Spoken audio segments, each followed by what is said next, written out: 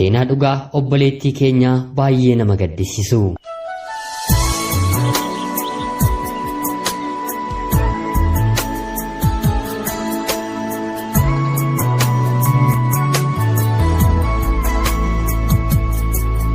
Yeroodhaaf maqaa kiyya himachuun barbaadu kanan dhaladheetti guddadhee dachee Itoophiyaa biyya jedhamtu keessatti yeroo ta'u umriin koo barnootaaf yeroo ga'utti maatiin kiyyaa gara mana barumsaatti na erganis haa ta'uutii garuu ergan kutaa 8 ga'ee baradheen akka hiriyoota koo galma ga'u otoo hin taane biyya hambaatti maleen hojjedheen of jijjiiruutu ija koo fuulduratti argame. Dhugumattis abdii jireenya koo borittiin jiraadhu ta'es natti mul'ate. Haatii fi abbaan koo qabeenya anaan ga'u hin taane nama biraallee darbee ga'uu ni qabu. Sababa kanaaf yeroon fedhii biyya hambaa deemuu koo isaanitti madhu gonkumaallee tolinaan jechuu hin dandeenye. Fedhii koodhaan dirqiidhaan harmee kiyya eeyyamsiiseen imala koo gara biyya hambaatti raawwadhe.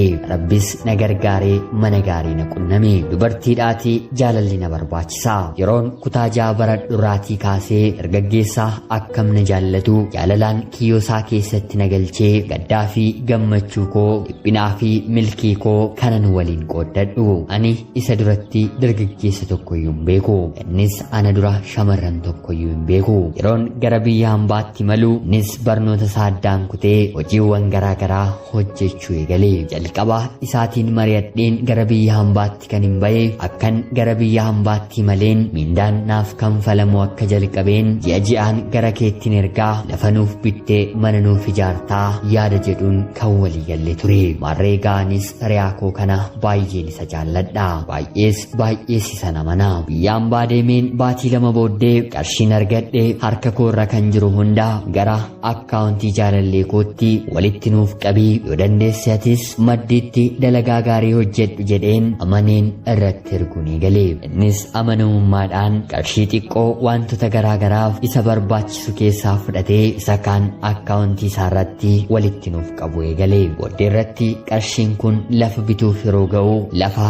bakka gaariitii maqaa kiyyaaf maqaa isaatiin nuuf bite. Anis waraqatattiin waliif mallatteessan argeen baay'een isatti gammade. Ammas jabaadhu jedheen mana gaarii akka inni irratti nuuf ijaaruuf ofii koo meezoo tokko toon hambifatiin dibanni garaagaraa hin na barbaachisatu hin jedhiin maatii koo mee kana fayyadamaa kuni isin barbaachisa jedheen bitee otoo hin argiin hunduma keenya irratti hir'iseen manni kun akka nuuf ijaaramuuf 1-2 jedheen qarshii gara isaatti ammas ergu eegale. Innis walitti qabee mana nuuf ijaare. Manni sunis jechan isinitti dubbadhuun olitti baay'ee bareedaadha. Wanta irra ga'e hunda guyyaadhaa gara guyyaatti suura kaasee natti argisiisa. Waa kana hundarra kanan ga'e biyya hambaatti maleen hangan waggaa 3 fixutti. Waggaa 3 booddee manni keenyas ijaaramee xumurame.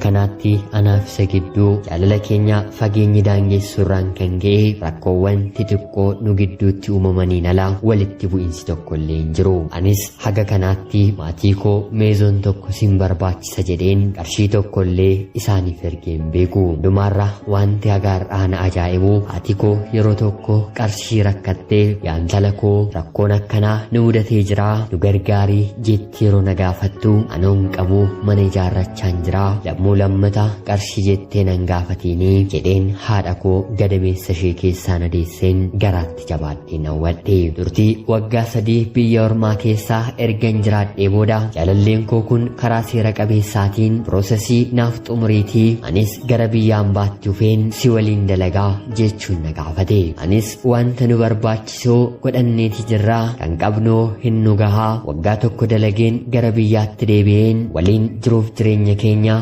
isni gaggeessinaa jechuun yeroon isan gaafadhu lakkii kun hin ta'uu jireenya keenya dhaabbachuu yoo barbaanne naafsi biyya hambaattuu dhaabbachuu waan dandeenyuuf piroosesii naaf xumuri jedhee na dirqisiise. Anis tole jedheen qarshii Itoophiyaa 75,000 kaffaleen piroosesii hundumaa xumureefiin baatiiwwan muraasa booddee gara biyya hambaatti isa fudhe. Ani hojii kontiraataa waan hin hojjedhuuf yeroon barbaade ba'uus ta'ee galuun gonkumaa naaf hin danda'amu. Erganni biyya hambaa dhufee booddees laalotaaf koomishinii kaffaleen warshaa keessaa qarshii muraasaan akka inni hojjetu taasise. Innis mana hijaabaa keessa taa'ee dalagaasaa hojjechuu eegale. Haa ta'uutii garuu erga biyya hambaa dhufee booda jaalalleen koo kun guyyaadhaa gara guyyaatti amalli isaa natti jijjiiramuu jalqabe. Tole yoonaaf jedhan anaaf ji'atti al takkaa, yoo tole jechuu didan immoo ji'a sadiitti al takkaa baheen jaalallee koo kan argadha. Haa ta'uutii garuu isaaf mana hijaabaa keessa shamarran hedduu waan jiraniif isaaniin marfamee anaan akka dagachuu tokko ta'e. Haa ta'uutii garuu waliigalteen keenya akkuma jirutti anis ta'e inni qarshii dalagne hundumaa akkaawuntii biyyaatii inni nuuf banee dhufe isarratti galchina turre. Daakoo akkuman fudhadheen akkaawunticharran kaa'a. Haa ta'uutii garuu inni qarshiin mindaadhaan argatu nyaataa fi uffata isaarra waan hin dabarreef kanuma koo qofatu gala. Natti jijjiiramuusaa yeroon beekee fi dubartii gara biraa waliin hariiroo jalqabuusaa yeroon dhaga'e kanatti maaliif akkana nu gootaa, maatii keenya gara fuulduraa akkamaa goonu jennee anaaf si mari'anneerraa jechuun yeroon isa gaafadhu ani dargaggeessadha. Sa'aatii kanatti wanti hedduu waan na barbaachisuuf jalqabumaa biyyaa anaan na dhiistee deemtee asitti immoo kunoo akkan barbaadetti siin argachuu hin danda'u. Kanaaf maal haa godhuu jechuun naaf deebise. Jaalala dhugaa fi amantaa guutuu qabu isarraatiin qaba. Maatiin kiyya diigamuu isaarraa manan kontiraata qacaramee hojjedhe keessaa ba'uun qaba jedheen maatiin na dalagsiifatan homaa tokko otoo nan balleessiin jalaa ba'ee badeen jaalallee koo waliin mana hijaabaa jiraachuun eegale.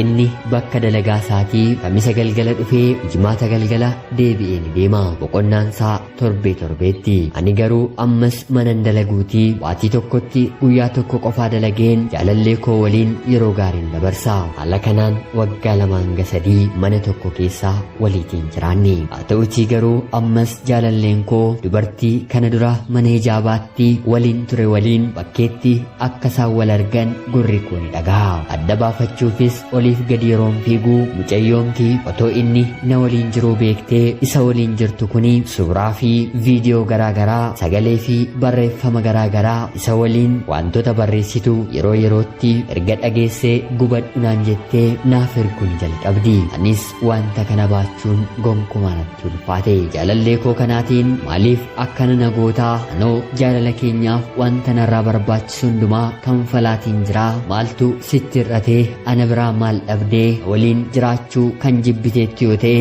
xuraa'ummaa narratti hin gaggeessinii anarraatii adda ba'uu dandeessaa jechuun isan gaafadhe. Innis naaf deebisee adda ba'uun wanta ulfaatu sitti fakkaatee narraa adda ba'uu ni dandeessaa ba'i mana kootii jechuun natti ka'e. Haa ta'u adda ba'uu keenya ni jaallatte yoo ta'e waggaa 7 guutuu biyya hambaa kana keessa taa'een kan itti dhamaa ture mana koosaa ta'uu qarshii koo naaf kenni jechuun isan gaafadhe. Haa ta'utii garuu jaalalleen koo kun homaa tokkoyyuu ana biraatii hin qabdu. Uffata kee mana kana keessa jiru qofa fudhadhu narraa ba'uu ni dandeessaa jechuun natti dubbate. Manni koo fi qarshiin buukii irratti ergaa tureeyoo jedheen yeroon isan gaafadhu hundumtuu maqaa obboleettii kootiin jira. Na amanuu dadhabdee galgala suura kaastee waan hundumaa siifaa ergitu jechuun galgaluma isaa manni koo maqaa isheetiin jiraachuu fi qarshii ani irratti ergaa ture maqaa isheetiin ta'uusaa waggaa 7 jaalallee koodha jedheen maniin kan ittiin ergaa ture sallee gara biyya Saawud Arabiyaa kanaatti fiduun qarshii 75,000 kan natti fudhateef naganee haala kanaan lafa na kaa'e. Qarshiin kun kan keedha yoo ta'e wabii yookiin raagaa fidadhu jechuunis na gaafate. Ni ofii koo isaatii namanuu malee wabii nama tokkollee hin qabu. Anaaf inni waliin jiraachuu keenyas maatii isaa malee maatii koo keessaa nam tokkoyyuu hin beeku. Jaalallee akkan qabu jaalallee koo irrattis qarshii ergaa akkan ture haadha koottis haa ta'u abbaa kootti obboleessa koottis haa ta'u obboleettii kootti hiriyaa koottis haa ta'u nama ani amanee beekutti nama ni madheeru hin qabu. Waan hunduma koo jaalallee koo kanatu beeka. Qullaatti na hambisee nagaatti naan jedhe. Yaa sanarraatii kaasee sammuu kiyya wallaaleen dalagaarree hojjechuu waan hin dandeenyeef kunoo hagaarraatti dhukkubsadheen jiraachaan jira. Obboloonni koo Itoophiyaa biyya hambaa keessa jiran qarshii walitti naaf qabanii jedhanii xiyyaara na yaabsisuun gara biyya kootti na erganiiru. Kennaan kiyya anaaf takkaa ta'e isin garuu akka irraa barattan homaa shakkii tokko illee hin qabu. Namni hundi namaaf hin amanamu jechuu kiyya miti. Wanta hundas guyyaa isaa eegee Waaqayyotu kaffala. Obboloonni koo biyya ambaa jiraattan jaalallees haa ta'u abbaa manaa qabdan wantoota hojjettan hundumaaf ragaa qabaachuu ni qabdu. Jaalalleen keessan yookiin abbaan manaan keessan mana yookiin lafa isiniif bituu ni danda'a ta'a. Haa ta'uutii garuu maqaan keessan yookiin immoo maqaan maatii keessanii waraqata sanarra bu'uusaa koppii waraqata sanaa immoo harkatti qabachuu keessan hin dagatiinaan dhaamsan isiniif qabu. Har'a namni isin nama gaariidha jettanii amantanii amantaa qofaan kaawwattan booddee akkuma koo seexana isinitti ta'ee foon keessan nyaatee lafee keessan qorqee dhiiga keessan dhugaa. Kanaaf of eeggadhaan dhaamsa obbolummaa ani isiniif qabu. Ulfaadhaa.